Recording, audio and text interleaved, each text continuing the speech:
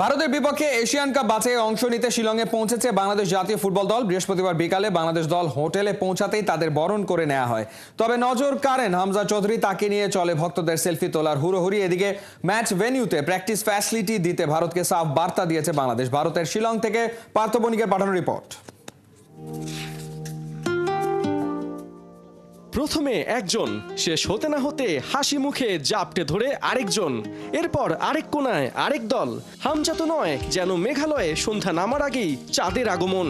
বড় থেকে ছোট সবার মুখে একটাই আবদার, এক ফটো মিলেগা। হামজাকে নিয়ে বাংলাদেশের পর এবার শিলংয়েও ভক্তদের ব্যাপক এক্সাইটমেন্ট।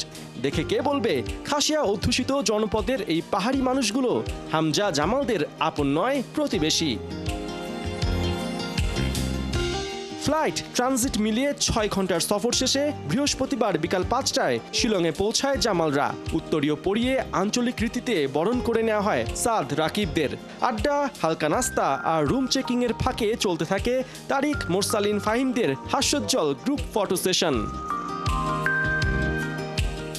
ভারতের বিপক্ষে ঐতিহাসিক এই সফরে দেশীয় গণমাধ্যমের মাঝে সবার আগে শিলংয়ে ৭১। খেলাযোগের ক্যামেরায় ডিফেন্স লাইনের সোলজার রহমত মিয়া জানালেন, দে আর রেডি টু গো। 2023 সাফের পর আবার ভারতের মাটিতে কেমন ফিল করছেন?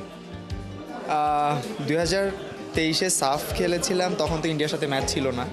যদি আমরা ফাইনালে যেতে পারতাম তখন ফাইনালে ম্যাচ ছিল। তো এখন ইন্ডিয়ার সাথে খেলা, ইন্ডিয়ার মাটিতে।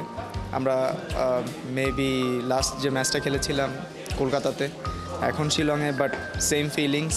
মালদ্বীপের ম্যাচটা দেখেছেন নিশ্চয়ই, মালদ্বীপ ভারতের, যেখানে ভারত 3টা গোল দিয়েছে, সুনীল ছেত্রী গোল পেয়েছেন।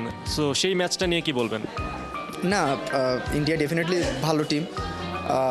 ইন্ডিয়া ভালো খেলেছে, জিতেছে, বাট আমরা আমাদের মতো চেষ্টা করব, আমরা আমাদের রেজাল্ট বের করার চেষ্টা করবো ইনশাআল্লাহ। জয়, ড্র, কোনটাতে চোখ রয়েছে? না, অ্যাজ এ প্লেয়ার ডেফিনেটলি জয়ের দিকেই চোখ রাখবো। এখন বাকিটা আল্লাহর ইচ্ছা, যেটা রেজাল্ট আসে আমরা বরণ করে নেব ইনশাআল্লাহ।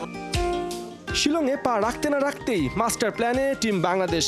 কোনো যেন তেন প্র্যাকটিস গ্রাউন্ড নয়, ভারতের মতো মূল ম্যাচ ভেন্যুতে প্র্যাকটিস সেশন চায় বাংলাদেশ।